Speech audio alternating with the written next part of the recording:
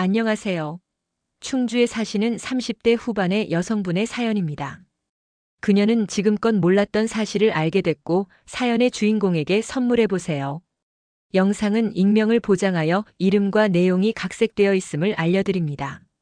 시청 전 구독, 좋아요, 소중한 댓글 남겨주시면 감사합니다. 사연 들어가 보시죠. 저는 지금도 기억합니다. 새벽 5시면 어김없이 울리던 낡은 알람 시계 소리를. 우리 집은 좁은 빌라 반지하였어요. 습기 때문에 곰팡이 냄새가 항상 났고 비가 오면 물이 새어서 양동이를 놓아야 했죠. 그런 집에서 아빠는 언제나 저보다 먼저 일어나셨습니다. 세수 소리, 밥 드시는 소리, 그리고 현관문이 닫히는 소리까지. 저는 이불 속에서 그 모든 소리를 듣고 있었죠. 아빠는 한쪽 다리가 불편하셨습니다. 어릴 때부터 절뚝거리며 걸으시는 모습을 봐왔지만 그때는 그게 왜 그런지 몰랐습니다. 그냥 우리 아빠는 원래 그런 거라고 생각했습니다. 하지만 친구들 앞에서는 그런 아빠가 너무 부끄러웠습니다. 다른 친구들은 아파트에 살고 아빠들은 깔끔한 정장을 입고 승용차를 타고 다니는데 우리 아빠는 왜 이럴까? 어린 마음에 그런 생각들이 가득했어요. 친구들을 집에 데려올 수가 없었고 좁고 지저분한 반지하 집을 보면 뭐라고 할까봐 데려오기 어려웠습니다. 민지야, 너네 집에 가서 놀자. 친구들이 그렇게 말할 때마다 우리 집은 지금 공사 중이야. 하며 거짓말을 하곤 했죠. 그러면서도 마음 한편으로는 우리 가족이 원망스럽기도 했습니다. 학교에서 돌아와 친구들과 놀고 있을 때면 아빠는 아직 집에 계시지 않았어요. 저녁 먹고 숙제하고 때로는 잠들기 직전에야 현관문이 열리는 소리가 들렸고 그때 들려오는 아빠의 기침소리와 무거운 발걸음. 작업복에서 나는 시멘트 냄새와 땀 냄새가 좁은 집 안전체로 퍼져나갔습니다. 한 손엔 늘 까만 봉지. 아빠 왔다. 피곤에 절어있는 목소리로 말씀하시던 아빠. 하지만 저는 대답하지 않았습니다. 냄새가 너무 역했거든요. 시멘트 가루와 흙먼지. 그리고 하루 종일 흘린 땀 냄새가 뒤섞인 그 냄새가 정말 싫었습니다. 좁은 집이다 보니 냄새가 더욱 진하게 느껴졌습니다. 아빠는 집에 들어오시자마자 냉장고에서 소주 한 병을 꺼내셨어요. 매일 밤 똑같았습니다. 냄새나는 작업복을 벗지도 않은 채 작은 식탁에 앉아서 소주를 드시는 모습. 엄마가 씻고 드세요. 라고 말씀하셔도 너무 피곤해서 그냥 한 잔만 하고 씻을게. 하시며 소주잔을 기울이셨습니다. 혼자서 소주를 마시는 아빠의 뒷모습이 너무 초라해 보였어요. 그 모습을 볼 때마다 가슴이 답답했습니다. 왜 우리 아빠는 저렇게 살아야 할까? 왜 우리 집은 이렇게 가난할까? 친구들 아빠처럼 멋있게 살 수는 없을까? 그런 생각들이 머릿속을 맴돌았죠. 그런 아빠가 정말 지긋지긋했습니다. 다리를 저시는 아빠 모습도 싫었습니다. 학교에서 아빠 직업을 물어볼 때마다 대답하기가 싫었습니다. 다른 친구들은 우리 아빠는 회사원이야. 우리 아빠는 선생님이야. 이렇게 자랑스럽게 말하지만 저는 뭐라고 대답해야 할지 몰랐죠. 그냥 일하셔. 이렇게 얼버무리곤 했습니다. 특히 버스 정류장에서 있었던 그 일은 지금 생각해도 가슴이 아픕니다. 학원에서 돌아오는 길이었어요. 친구 3명과 함께 버스를 기다리고 있는데 저 멀리서 민지야 하고 부르시는 목소리가 들렸고 돌아보니 아빠였어요. 온몸이 먼지투성이인 채로 안전모를 벗지도 않은 채로 그리고 평소처럼 한쪽 다리를 절뚝거리며 저를 향해 걸어오고 계셨죠.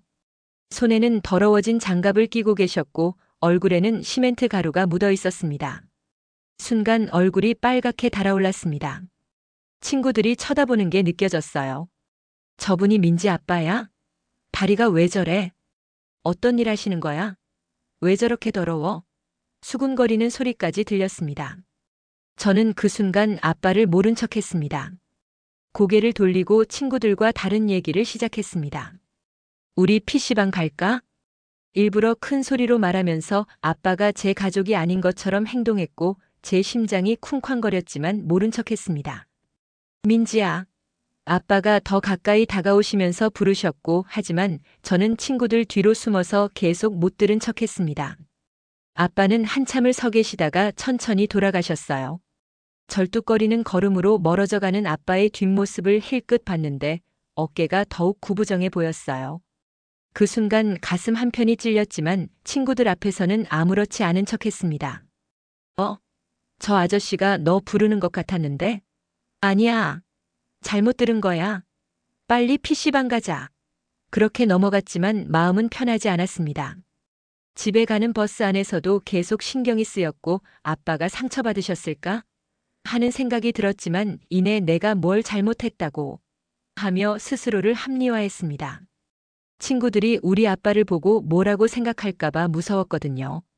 그날 밤 아빠는 평소보다 더 늦게 들어오셨습니다. 저는 방문 틈새로 거실을 내다봤어요. 소파에 앉아 고개를 떨어뜨리고 계시는 아빠의 뒷모습이 보였습니다. 소주잔을 들고 계셨는데 평소보다 더 깊은 한숨을 쉬고 계셨습니다. 어깨가 평소보다 더 처져 보였고 왠지 모르게 더 작아 보이셨습니다. 혼자서 소주를 마시며 중얼거리시는 모습이 너무 외로워 보였어요. 그때 처음으로 마음 한구석이 아프기 시작했습니다. 하지만 어린 저는 그 감정이 뭔지 알지 못했죠. 그저 아빠가 싫고 창피하다는 마음만 가득했을 뿐이었습니다. 고등학교 3학년이 되었을 때 대학 입시를 앞두고 매일 학원과 집을 오가던 어느 겨울날이었어요. 평소보다 일찍 끝난 수업 때문에 다른 길로 집에 가게 되었습니다.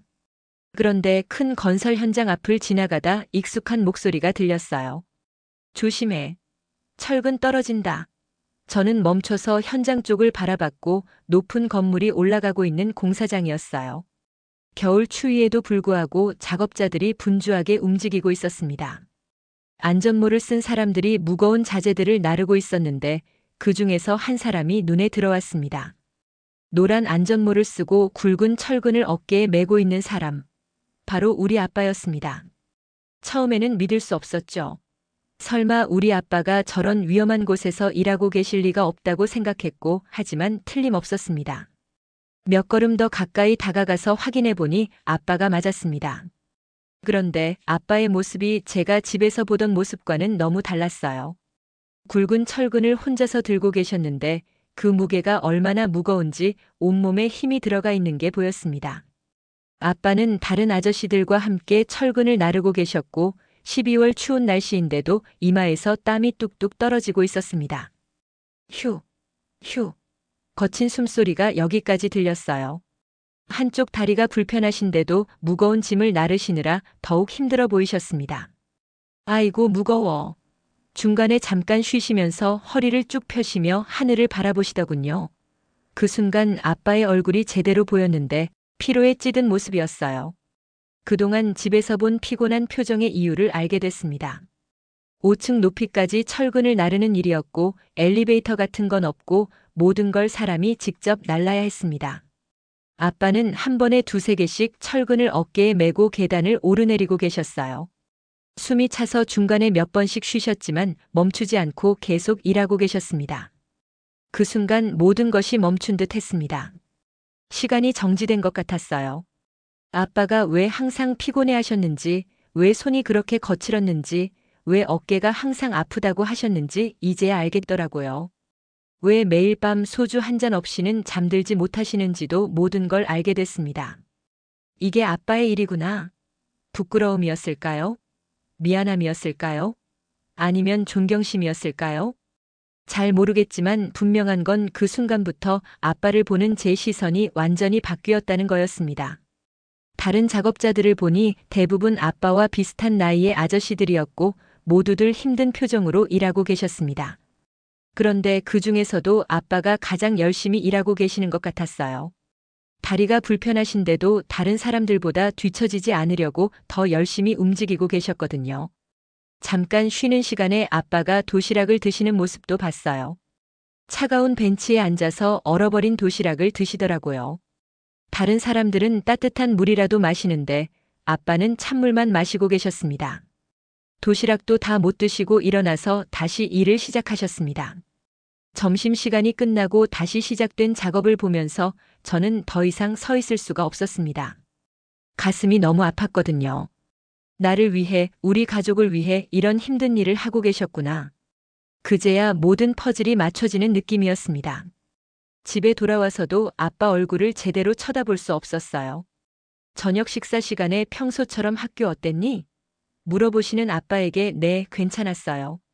라고 대답하면서도 마음이 무거웠고 아빠의 거친 손을 보니 건설 현장에서 철근을 나르시던 모습이 떠올랐습니다.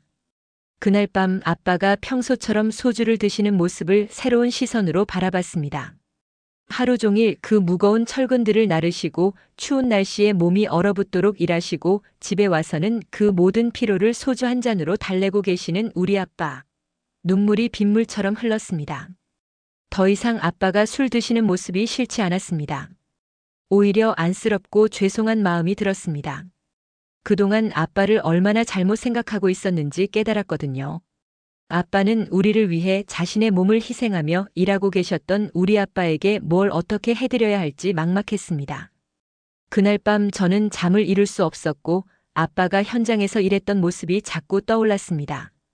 굵은 철근을 어깨에 메고 절뚝거리는 다리에도 불구하고 5층까지 계단을 오르내리시던 모습, 그리고 버스 정류장에서 모른 척했던 그날도 함께 생각났습니다. 죽고 싶은 만큼 제 자신이 미웠습니다. 아빠를 부끄러워했던 과거의 제 모습이 너무 한심하게 느껴졌어요. 다른 친구들 아빠가 정장을 입고 다닌다고 해서 뭐가 대단한 건가요? 사무실에 앉아서 일하는 게 뭐가 그리 자랑스러운 건가요? 우리 아빠는 자신의 몸을 희생하면서까지 가족을 위해 일하고 계셨는데 말이죠.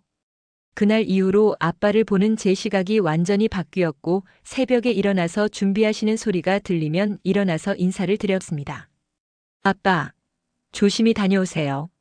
난생 처음 듣는 제 얘기에 아빠는 깜짝 놀라셨죠. 민지야, 왜 이렇게 일찍 일어났니? 공부하기 힘들 텐데. 어여 더 자. 아빠는 잠깐 저를 바라보시다가 환하게 웃으셨습니다. 그래. 고맙다. 공부 열심히 하고. 그 미소를 보니 그동안 얼마나 서운하셨을지 짐작이 되었습니다. 저녁에 아빠가 피곤하게 들어오시면 따뜻한 물을 준비해드렸습니다. 아빠, 물 여기 있어요. 씻고 오세요. 우리 민지가 언제 이렇게 챙겨주는 거 보니. 다 컸네, 다 컸어. 농담조로 말씀하시지만 너무 기뻐하시는 게 느껴졌습니다. 그리고 저는 결심했어요. 학비라도 덜어드리자고. 장학금을 타서 아빠 부담을 조금이나마 줄여드리자고 말이죠. 그날부터 정말 미친 듯이 공부했습니다. 새벽까지 책상에 앉아있는 날이 많아졌습니다. 민지야, 너무 무리하지 말거라. 몸 상한다. 밤늦게 공부하는 저를 보시며 아빠가 걱정스럽게 말씀하셨습니다. 괜찮아. 아빠, 제가 꼭 좋은 대학 가서 장학금 받을게요. 아빠는 웃으며 요즘 너 이상해졌다. 하시며 좋아하셨습니다. 우리 딸이 언제 이렇게 컸나? 제 머리를 쓰다듬어 주시면서 말씀하셨어요.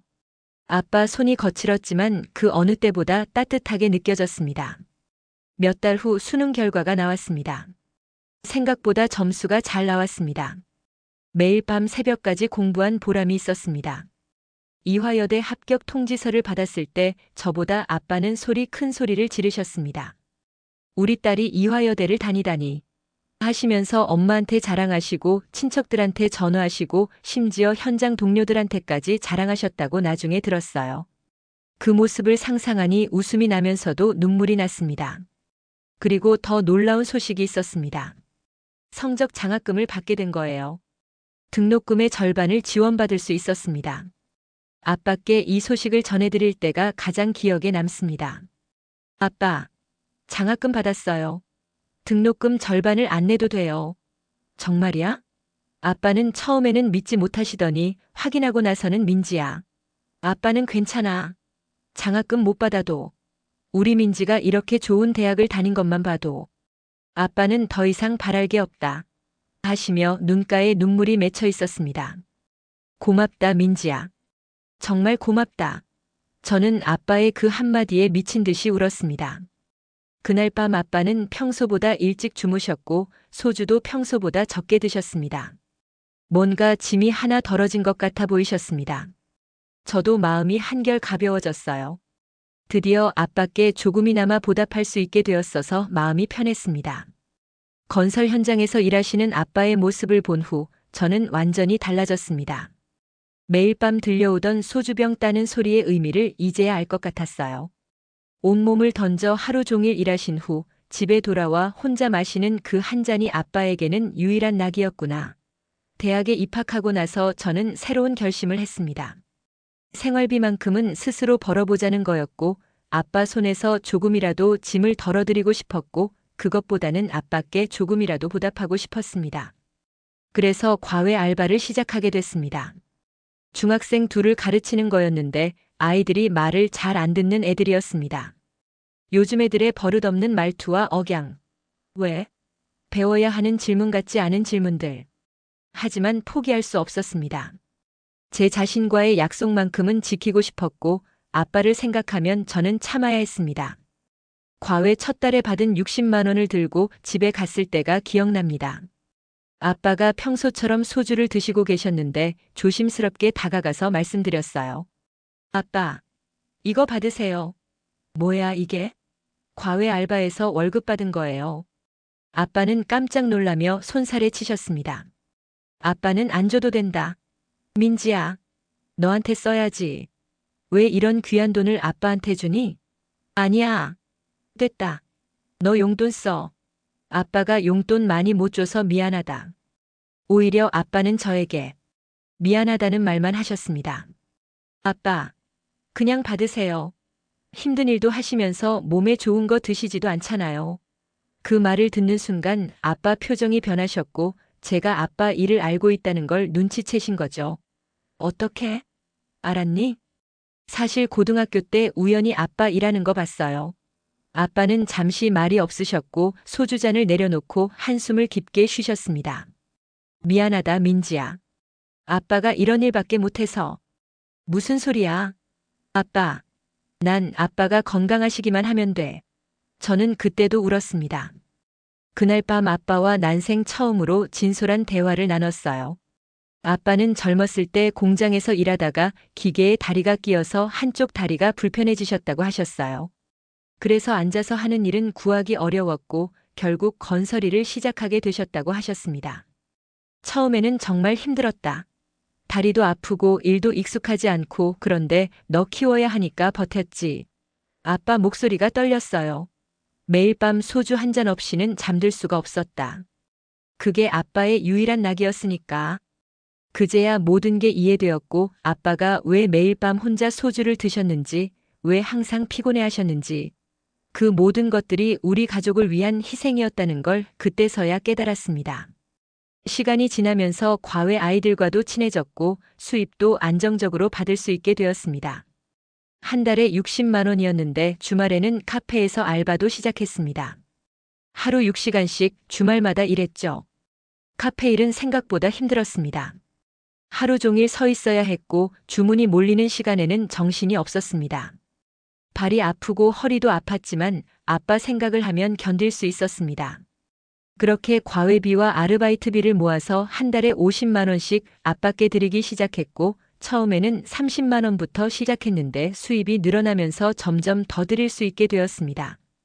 명절 때는 고향에 자주 내려가지 못했어요. 과외 일정 때문이기도 했고 아르바이트 때문이기도 했죠. 그리고 솔직히 교통비를 아끼고 싶기도 했거든요. 그 돈을 아껴서 아빠께 더 드리고 싶었어요. 전화로 명절인데 집에 안 내려오니? 묻는 아빠 목소리에서 아쉬움이 느껴졌고 늘 몸 챙겨라. 말씀하셨습니다. 그렇게 대학 4학년 학비는 장학금으로 생활비는 과외와 아르바이트로 해결하면서 아빠께 용돈까지 드렸어요. 가끔 너무 힘들어서 포기하고 싶을 때도 있었지만 매일 밤 소주 한 잔으로 하루의 피로를 달래시던 아빠 모습을 떠올리면 힘이 났습니다. 어느 날 아빠가 전화를 왔고 민지야. 너가 보내준 돈으로 엄마랑 영화를 보고 저녁도 먹었어. 하시는데 너무 기뻤습니다. 엄마랑 몇십 년 만에 보는 영화라 엄마도 너무 좋아하더라. 아빠 목소리에서 행복함이 느껴졌고 그 순간 모든 피로가 사라지는 것 같았습니다. 내가 번 돈으로 아빠와 엄마가 데이트를 하셨다니. 그동안의 힘든 일들이 전혀 아깝지 않았어요. 오히려 더 열심히 일해야겠다는 생각이 들었습니다. 그렇게 대학을 졸업하고 취업도 성공적으로 했습니다. 4년 동안 열심히 공부하고 다양한 경험을 쌓은 덕분에 좋은 회사에 들어갈 수 있었습니다. 안정적인 수입을 얻게 되면서 이제 정말로 아빠께 보답할 수 있겠다는 생각이 들었습니다. 첫 월급을 받았을 때가 250만 원이었는데 그 돈을 보자마자 아빠 생각이 났어요. 매달 피땀 흘려 번 월급에 아빠를 드리는 용돈이 큰 금액은 아니었지만 뿌듯했습니다. 취업 후 1년이 지났을 때쯤 저는 직장에서 좋은 사람을 만나게 됐고 진호라는 이름에 정말 따뜻하고 성실한 남자였습니다. 처음에는 단순한 동료였는데 시간이 지나면서 서로에게 특별한 감정을 갖게 되었어요.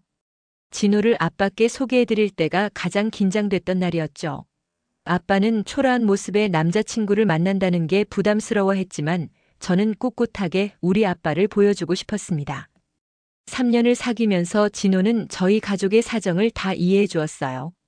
제가 매달 아빠께 용돈을 드리는 것도 명절 때마다 큰 돈을 보내드리는 것도 당연하다고 생각해 주었습니다. 부모님께 효도하는 사람이 배우자에게도 잘할 거야. 늘 그렇게 힘이 돼 주었습니다. 30대 중반이 되어서야 결혼을 결심했고 그동안 아빠께 충분히 보답하고 나서 결혼하고 싶었습니다. 아빠도 제 결혼을 진심으로 축하해 주셨고 먹먹해 보이는 아빠의 모습, 야윈 체격의 아빠의 모습, 결혼 준비를 하면서 가장 신경 쓴 부분이 있었습니다. 아빠 정장이었어요. 평생 작업복만 입고 사셨던 아빠가 턱시도를 입고 계시는 모습을 상상해 보니 가슴이 찡했지만 최고급 양복점에 가서 아빠 맞춤 턱시도를 맞춰드렸습니다. 아빠가 결혼할 때 빌려 입었던 정장 빼고 처음 갖게 된 양복이었죠. 아빠는 내심 빌려 입으면 된다 했지만 제 마음이 편치 않았습니다. 결혼식 당일 식장 신부 대기실에서 아빠를 봤습니다. 새하얀 셔츠에 검은 턱시도를 입고 머리도 깔끔하게 정리하고 너무 멋있는 우리 아빠였습니다. 그런데 한 가지 걱정되는 게 있었어요.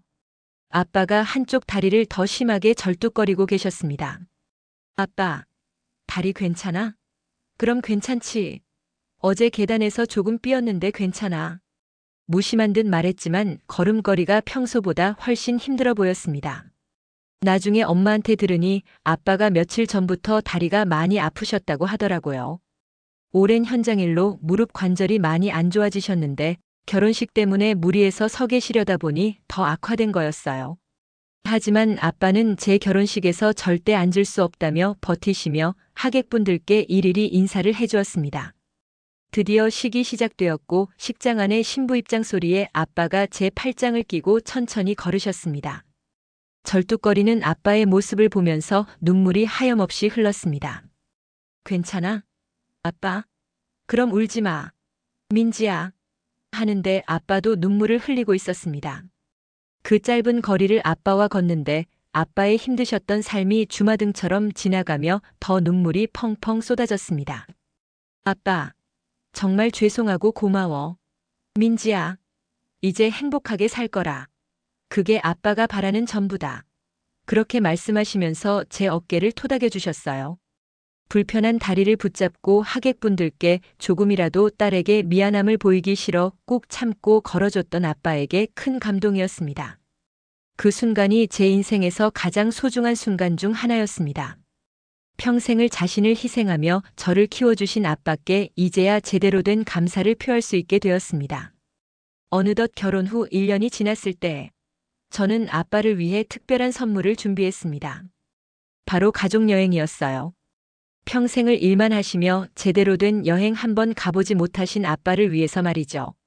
아빠는 됐다며 돈 쓰지 말라고 하면서도 너무 행복해 보였습니다. 우리 가족은 그렇게 첫 가족여행을 떠났습니다. 출발 당일 공항에서 만난 아빠 모습이 정말 인상적이었습니다. 평소보다 한참 일찍 나오셨고 비행기 시간에 늦으면 안 되지 않겠니? 걱정스러운 표정으로 몇 번이나 시계를 보셨습니다. 그 모습이 어린아이 같아서 웃음이 나왔습니다.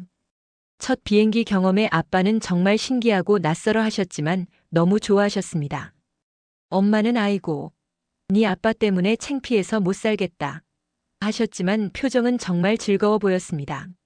아빠처럼 신기해 하시면서도 체면 때문에 티를 안 내시려고 하시는 모습이 귀여웠습니다. 제주도의 맑은 날씨, 신선한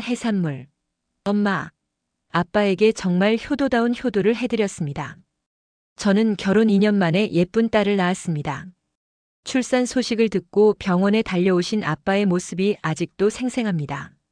평소보다 일찍 퇴근하셔서 오신 거였는데 작업복 먼지를 말끔히 털어내고 손을 깨끗이 씻은 다음에야 신생아실로 오셨죠. 할아버지 왔다.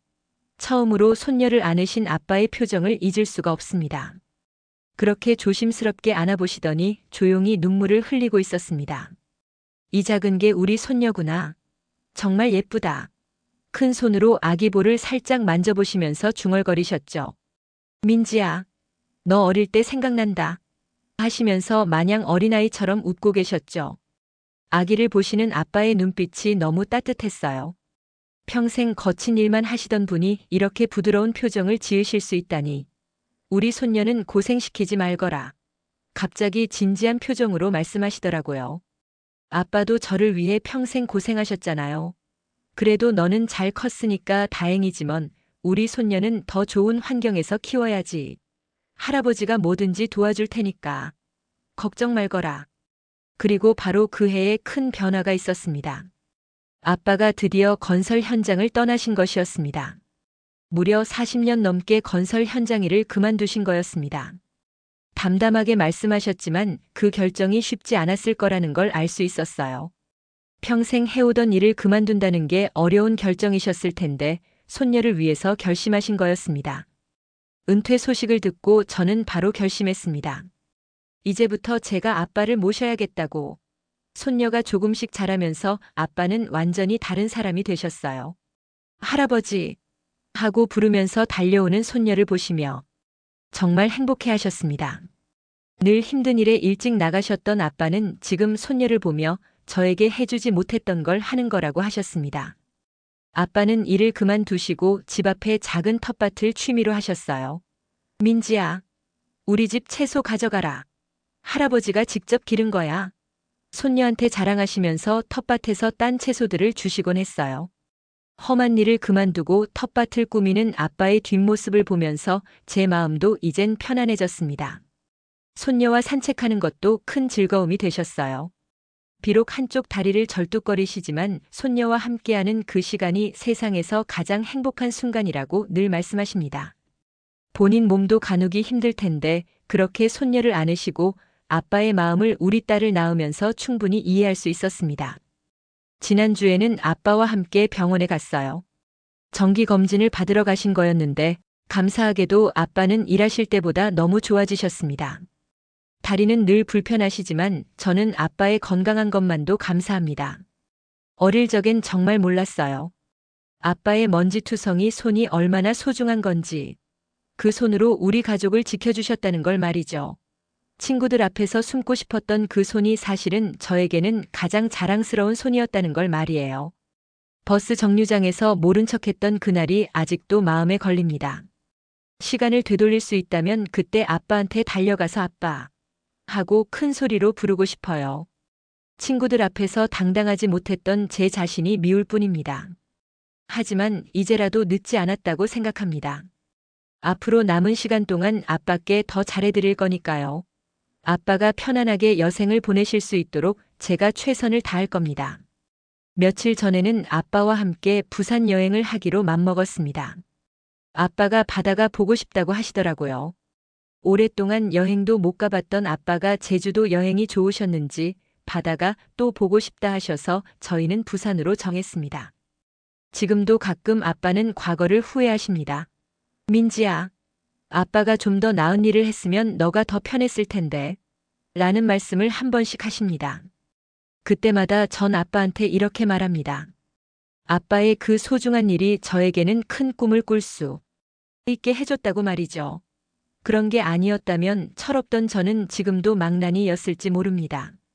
사연을 보내며 다시 한번 말씀드리고 싶어요. 아빠, 그때 외면해서 정말 미안해. 어린 마음에 부끄러워했던 그 시간들이 지금도 후회되고 마음에 늘 잊혀지지 않은 숙제 같았어. 하지만 이번 기회로 아빠한테 용기 내서 말하고 싶어. 그 누구도 저에게는 바꿀 수 없는 존재. 우리 아빠, 늘 고맙고 사랑합니다. 반지하 작은 집에서 가난하게 살았던 그 시절도 친구들을 집에 데려오지 못했던 것도 모든 게 이제는 소중한 추억입니다. 그 모든 어려움 속에서도 저를 사랑으로 키워주신 아빠가 늘 감사합니다. 먼지투성이었던 그 손으로 저를 이렇게 키워주셨고, 이제는 제가 그 손을 꼭 잡아드릴 차례입니다. 평생 놓지 않을 겁니다. 아빠가 주신 사랑만큼, 아니 그보다 더 많이 사랑해드릴게요. 앞으로는 아빠와 함께 더 많은 추억을 만들고 싶고, 아빠가 사랑하는 손녀와 함께하는 3대 여행도 가고, 아빠가 하고 싶어 하시는 일들도 다 해드릴게요. 제가 번 돈으로 아빠가 행복해 하시는 모습을 보는 게 저에게는 가장 큰 기쁨입니다. 아빠, 이제는 제가 평생 그 손을 꼭 잡고 살게요. 아빠를 부끄러워했던 어린 시절의 저를 용서해 주세요. 그리고 사랑해 주세요. 아빠가 제게 해주신 것처럼 이제는 제가 아빠를 지켜드릴게요. 감사합니다. 우리 자랑스런 우리 아빠. 민지 씨에게 용기 있는 사연을 보내주셔서 다시 한번 감사드립니다. 재밌게 시청하셨나요? 잊지 마시고 구독, 좋아요, 영상 보신 후 소중한 댓글을 남겨주시면 추첨을 통해 커피 쿠폰을 보내드립니다. 여러분도 기회를 놓치지 마시기 바랍니다. 다음 사연에서도 재밌는 사연으로 찾아뵙겠습니다. 감사합니다.